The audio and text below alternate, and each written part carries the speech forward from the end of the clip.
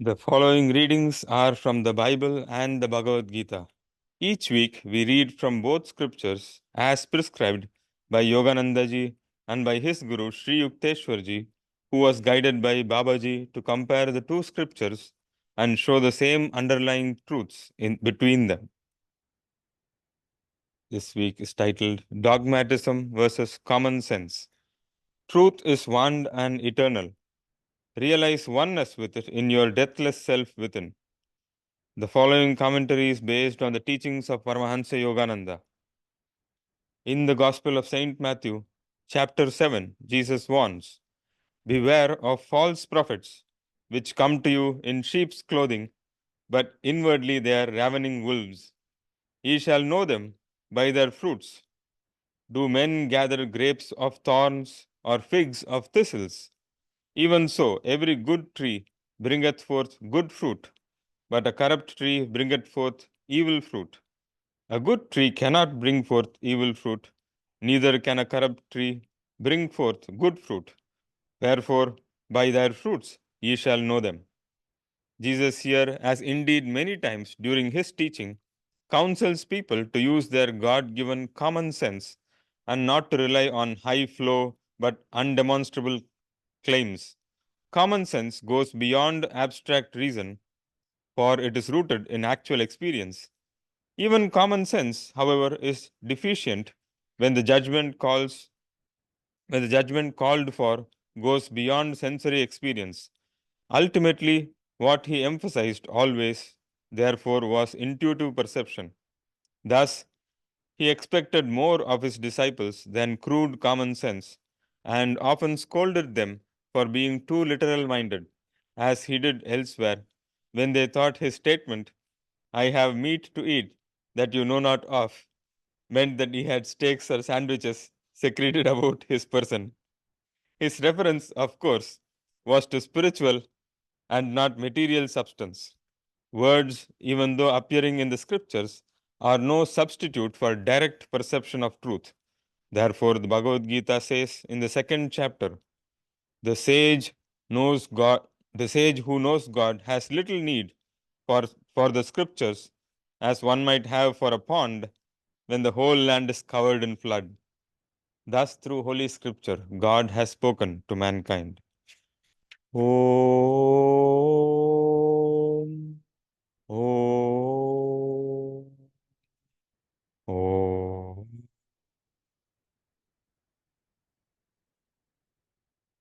So we have a special satsang today. That it's very important what Prasanna read, the words of Master, and we didn't want to skip that reading because if we skip it, then we have to wait a whole year before we come back to it again. And it's the teaching in it is so important that the words of the scriptures are no substitute for direct experience. And that's really, you could say, also the motto of the yogi, that the yogi says, I don't want to just read about it. Don't want to hear about it. I don't want to be able to say it to others. I want to experience it. And the saints don't need the scriptures is just a reminder to us of what the scriptures are for. They're a guide, they're a purpose. You can say in a way they're like medicine. Once you're healed, you don't keep taking the tablets. You don't go in and say, I think I'd just like to have an extra surgery. No, once you're healed, you're done. But so let's keep the scriptures in proper perspective. They're there for us not to worship, but to read, to for them to help us. And then we can say that's a way of saying the saints don't need them is a way of saying that. But it's not saying that we don't need them. I mean, again, that's why they're there to help us. And do we need help? Yes. Even the masters will say they need help. Master said, I love Jesus Christ because he said, even what my Father knows, I know not. He was one with God. I mean, he might be able to say that in my oneness with God, I know what God knows, but he doesn't put it that way for a number of reasons, at least. One is, of course, his humility in his oneness with God still. And also because if he says, I know what my father knows, then all the disciples will say, and even I know what his father knows, which is to say, my father, which is to say, Nane, Nane Bhagwan. As the guru does, so everybody then just imitates. So that's another reason why the gurus continue their sadhana, even after self-realization, as Master said, for the benefit of the disciples. Because as soon as they say, now I don't meditate anymore, all the disciples go, oh, thank God. Now neither do we. So remember when Master was trying to correct a disciple and he said to ask him to do something difficult, and the disciple protested, Master, you can do it. You're a master. And Yogananda ji said, what do you think made me a master? It was by doing. And he wasn't saying, you know, feel this muscle. He wasn't showing off his strength. He was saying, and you can too. Do it. And so he, in all this way, he's here to help us. He's not pushing us from behind, and he's not standing going, va. He is walking hand in hand, holding us, carrying us sometimes. And even if we run the other way, as he said, he ran the other way once in a while because he'd had enough of organizational troubles and trying to help people, and they just turned against him and misunderstood. And he said 3 times I tried to just walk away from the organization. And he said, and Divine, you've heard this in the audio recordings. Divine Mother said, "Come on, little boy, come on," and brought him back. And so he does the same. She does the same for us. Okay. Okay, so why don't, Prem, could you turn this a little bit because we have it'll be easier for people over here to see also. Yeah, we'll have to turn it from the base. Yeah.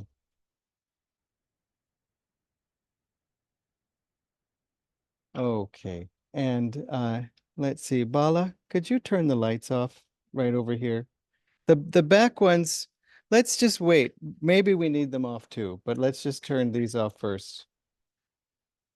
Let's leave the masters on though. That first switch is the masters.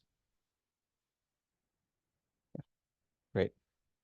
Yeah, I think you're right, Ramesh. Let's turn those off too. So I wanted to, in order to make, we've done this from time to time, but it's been a while since we've done it. So we thought it would be helpful to do now. To show some of the images of the time of the Mahasamadhi. So Master's Mahasamadhi was which day? Gita, can you help me with this? Sorry, I don't want it to go over, I don't want it to bump into you. March 7th. Very good. And what year? 1952. Very good. I appreciate the confidence. Okay. So this was Master's birthday, 1952, January 5th, around that time. There was a celebration of Master's birthday also. But one of the reasons why I wanted to show this, of course, is that there's Swamiji breaking ground for a little bookshop that they were building outside the Hollywood Church. He was the main speaker, the main acharya in the America, it's called minister. He was the main acharya of the church in California, Hollywood, there. And they were, you can even see sort of here an outline of where the building is going to go. And so he was breaking ground for them to build this. And this is just a close-up of that. Okay, I'll let you know, but that's okay. Just taking a moment. Okay. Then right before Master's passing, this is now in March, I believe these photos are the last photos of him visiting the lake shrine, which was another one of his centers. And it's about, maybe in those days it was probably a half an hour drive away. With traffic now it's more, but the distance hasn't changed. And so I'm not sure who the guest is, but these are disciples of Master walking with him.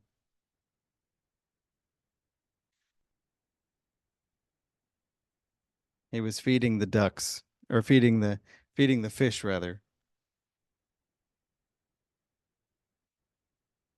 Go ahead. And in the, I think this is in the houseboat. I'm not sure, but there's a houseboat that's floating, permanently in the lake, and it has this organ inside. And so Master was playing the organ, and again, you can see some of the disciples there with him.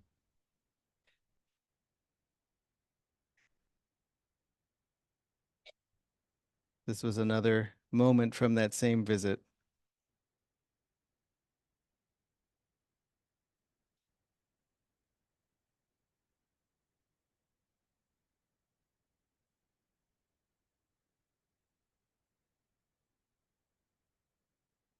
And another shot of the organ.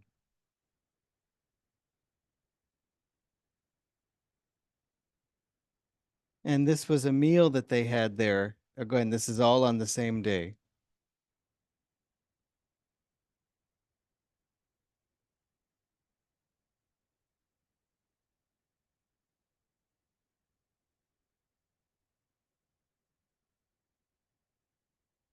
And this photo you've probably seen commonly. This was when the ambassador Binoy Shen and his wife came. He was the not only the ambassador from India to the United States, he was the first ambassador from India. This is 1952. So and when he was there, someone else with him said, Paramahansa ji, ambassadors may come and ambassadors may go, but you are India's true ambassador to the world. I don't know how the ambassador felt, but in any case, it it was true. I mean, Master again was world famous, and so there was that. And so of course the rest of the photo,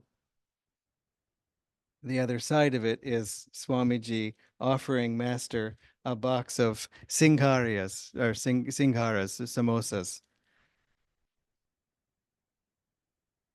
And we often sometimes like to feel that we are all inside the box because Swamiji has brought us to Master. Okay.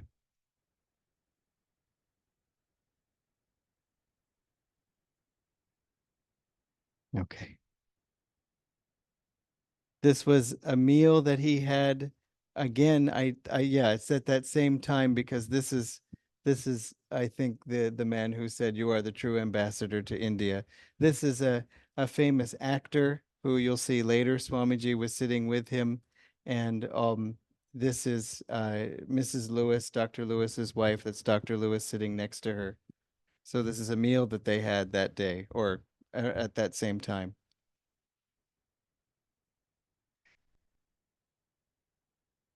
That's Master and the ambassador or someone. Okay. This is another photo. Yeah, it's that gentleman there. This is another photo of that same occasion that you see.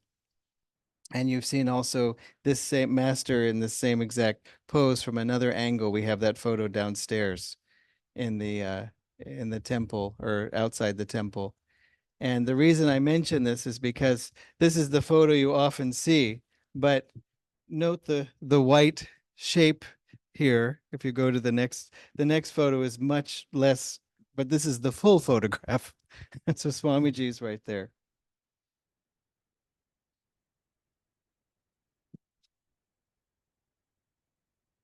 Okay. Now this is at the actual banquet. So this is March 7th, and this is in the Biltmore Hotel. And that it's in Los Angeles. And Master, when he was there, he said, "Just think, when I first came to this city, I took a room in this hotel. He, had that room, and then he said, now this whole banquet has gathered, and it was to honor the ambassador. And Master was speaking to honor the ambassador, but the Master was the chief guest, and this man, if I have this right." I think this man his name is Colonel Steinberg, and what's relevant for us about him is that he was the one who introduced Master before Master then spoke, and that's the ambassador's wife, of course. And you may have seen this photo before, or maybe not, maybe not. But we have several photos of this moment. So this is before Master spoke. This is another photo, not a great one, but just so that any photo of Master is great, if you can tell it's Master.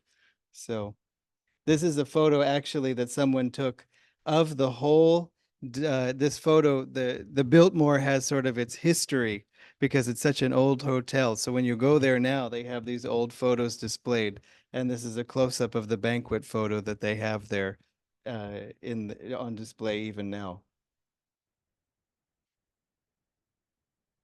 And that's the actor I was saying that Master Swamiji was with, or singer, I guess, singer and actor Dick Hames. And Swamiji, when he was in Los Angeles, it was interesting. Well, no, his last trip to Los Angeles. That's when Darmenia and I lived there. And his last day in Los Angeles was at the Biltmore. He also spoke at the Biltmore. He answered questions. He did spiritual questions and answers at the Biltmore in a beautiful hall. And you may have seen that video. It's such a striking background that he's in, and so it was the banquet hall of the Biltmore, not the one that Master was in, another one. And but when we were coming into the hotel, was actually fun when we were driving the car. This was before um, Google Maps was really well established. So as we were driving, I was driving. First of all, we rented a car, and I rented a very nice car because I thought, I mean, how many times am I going to drive Swamiji in a car? This was the one and only time. And to drive him in my car would be anyway. So I rented a much better car and I drove him. When we got into the car, he said, "Is this your car?"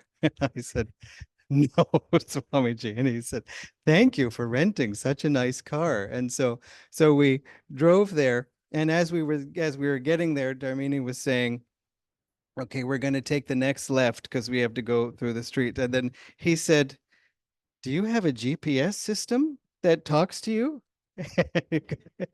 And so I said, "Yes, it's a wonderful." So he said, "It has such a spiritual voice, such a nice voice." And so she would say, "Turn right." And so we were just, being silly. And then when we got to the hotel, I went and was checking him in, and also other people, his staff who were staying there, his nurse Miriam, his housekeeper Leela was also staying there, and so he was just there, in the lobby waiting. And the lobby is actually now the banquet hall that Master spoke in. They changed the whole layout of the hotel, even changed like the entrance from the street. And so when you walk into the lobby, you walk into where Master spoke, which I think is a gift of Master because it's completely public. I mean, at any time you can just walk in and be in this lobby.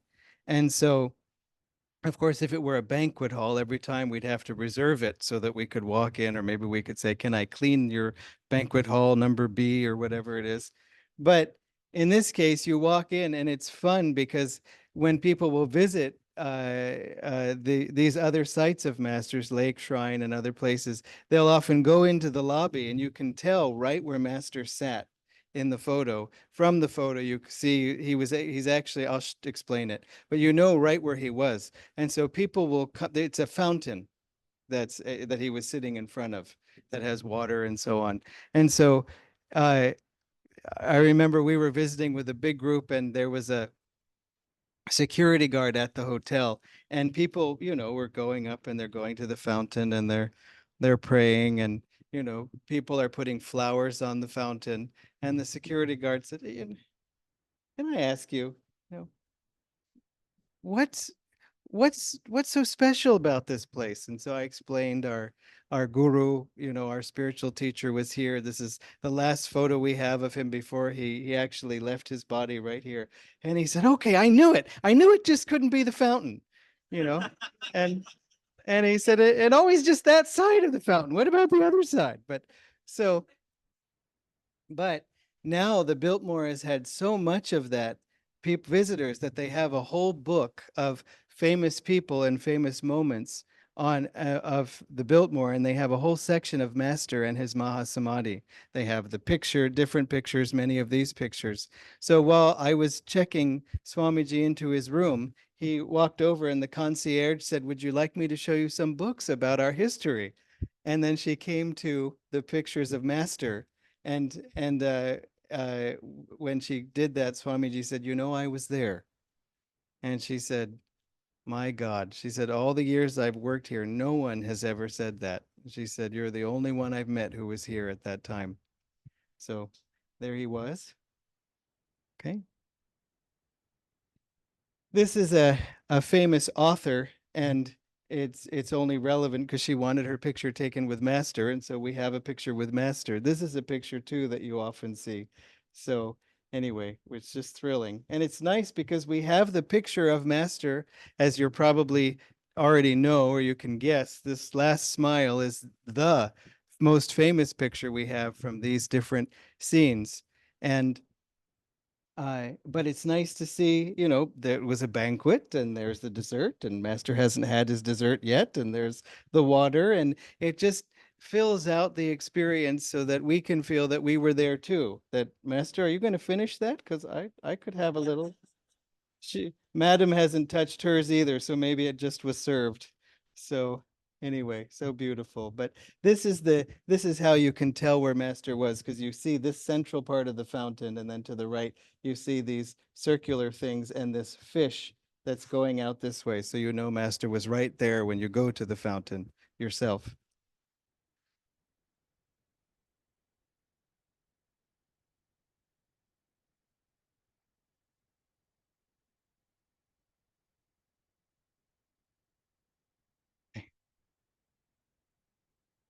And so this is the so I guess that what it's funny, that was Colonel Steinberg, I'm pretty sure, with Master. This isn't him. So but he was the one who introduced Master, so I don't know who that gentleman is unless I've mixed up my history.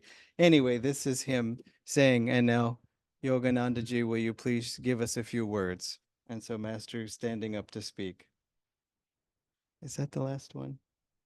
No.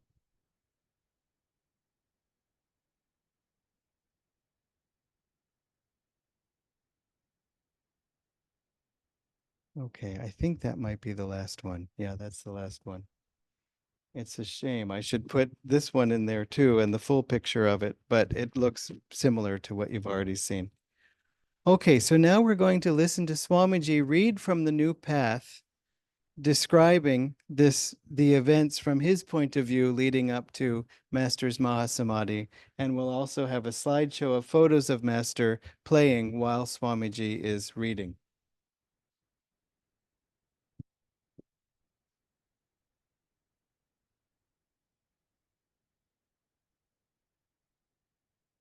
Master had been staying at his 29 Palms retreat. He returned to Mount Washington on March 2nd to meet His Excellency Binay R. Shan, India's recently appointed ambassador to the United States. On the evening of his return, he embraced each of us lovingly and blessed us. To some, he gave words of personal help. To others, encouragement to be stable in their spiritual efforts. To still others, the advice to meditate more. Afterwards, I got to see him briefly upstairs, alone. Many times over the past 3.5 years, Master had scolded me, mostly for my slowness in understanding him perfectly, sometimes for not weighing in advance the possible consequences of my words. I knew that he often said, "I scold only those who listen, not those who don't." But in my heart there lingered a certain hurt. Try as I would, I couldn't rationalize it away. For some months I had been hungering for a few words of approval from him. Now, alone with me, he gazed into my eyes with deep love and understanding and said, "You have pleased me very much. I want you to know that." What a burden lifted from my heart at these few simple words. On Tuesday, March 4th, the ambassador and his party visited Mount Washington. I served Master and his guests in his upstairs interview room. During their visit, Mr. Ahuja, India's Consul General in San Francisco, remarked to the Master, ambassadors may come and ambassadors may go. You, Paramahansaji, are India's real ambassador to America. Thursday evening, March 6th, Master returned from a ride in the car. He had asked Clifford Frederick, who was driving, to take him onto Rome Drive behind Mount Washington. There, gazing at the main building, he remarked quietly, "It looks like a castle, doesn't it?" The monks had just finished their group practice of the energization exercises when Master's car entered the driveway. As we gathered around him, he touched each of us in blessing, and then spoke at length about some of the delusions devotees encounter on the path. Don't waste your time, he said. No one can give you the desire for God. That is something you must cultivate yourselves. Don't sleep a great deal. Sleep is the unconscious way of contacting God. Meditation is a state beyond sleep, superconsciousness, as opposed to subconsciousness. Don't spend too much time joking. I myself like to laugh, but I keep my sense of humor fully under control. When I'm serious, nobody can tempt me to laugh. Be happy within, grave, but ever cheerful. Why waste your spiritual perceptions in useless words? When you have filled the bucket of your consciousness with the milk of peace, keep it that way. Don't drive holes in it by joking and idle speech. Don't waste time on distractions, reading all the time, and so on. If reading is instructive, of course it is good. But I tell people if you read 1 hour, then write 2 hours, think 3 hours, and meditate all the time. No matter how much this organization keeps me busy, I never forgo my daily tryst with God. In the basement, minutes later, Master saw a box of green coconuts that had just arrived from Ebi George's brother in Florida. Back at the car, Divine Mother was trying to tell me these coconuts had come, but I didn't listen. I was talking too much. Master, laughing genially, opened a coconut and drank from it. But his enjoyment seemed to me tinged with unreality. I looked into his eyes and saw them deep, still, completely untouched by what he was doing. In retrospect, it seems like the heartiness of one who knew he was bidding us goodbye, but didn't want us to know that he was doing so. Catching my glance, he became all at once almost grave.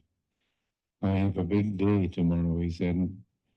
Walking toward the elevator, he paused at the door, then repeated, "I have a big day tomorrow. Wish me luck." The following day, March 7th, he came downstairs to go out. He was scheduled to attend a banquet that evening at the Biltmore Hotel in honor of the Indian ambassador.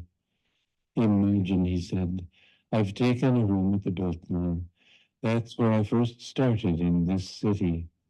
Then again he repeated, "Wish me luck." Master had asked me to attend the banquet with Dick Himes, the popular singer and movie actor. Dick had recently become a disciple and had taken Kriya initiation from me. Years ago, Master had said, "When I leave this earth, I want to go speaking of my America and my India." And in a song about India that he had written to the tune of the popular song My California, he paraphrased the ending of that popular version with the words, "I know when I die in joy I will sigh for my sunny, grand old India." Once, too, in a lecture he had stated, "A heart attack is the easiest way to die. That is how I choose to die." This evening, all these predictions were to prove true. Master was scheduled to speak after the banquet. His brief talk was so sweet, so almost tender. that I think everyone present felt embraced in the gossamer net of his love. Warmly he spoke of India and America and of their respective contributions to world peace and true human progress. He talked of their future cooperation. Finally, he wrote his beautiful poem, My India. Throughout his speech, I was busy recording his words, keeping my eyes on my notebook. He came to the last lines of the poem, where Ganges, woods, Himalayan caves, and men dream God. I am hallowed.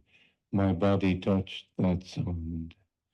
So it became a long, drawn-out sigh. Suddenly, from all sides of the room, there came a loud cry. I looked up. What is it? I demanded of Dick Hames, seated beside me. What happened? Master fainted, he replied. Oh, no, Master, you wouldn't faint. You've left us. The forgotten playwright in me cried silently. This is too perfect a way for you to go, for it to mean anything else. I hastened to where Master lay. A look of bliss was on his face. Virginia Wright was stooped over him, trying desperately to revive him. Mr. Ahuja, the Consul General, came over to me and put an arm around my shoulders to comfort me. Never, dear friend, will I forget that sweet act of kindness. They brought Master's body to Mount Washington and placed it lovingly on his bed. One by one we went in, weeping, and knelt by his bedside. Mother, cried Joseph. Oh, mother. Indeed, Master had been a mother to us all. Ah, and how much more than a mother. Miss Lancaster gave me an anguished look. How many thousands of years it took, marveled Laurie Pratt, gazing upon him in quiet awe, to produce such a perfect face. Later on, after we'd left the room, Faye remained alone with Master's body. As she gazed at him, a tear formed on his left eyelid and slowly trickled down his cheek. Lovingly she caught it with her handkerchief. She would always preserve it. In death as in life, he was telling his beloved disciple, and through her the rest of us, I love you always, through endless cycles of time, unconditionally, without any desire except for your happiness forever in God.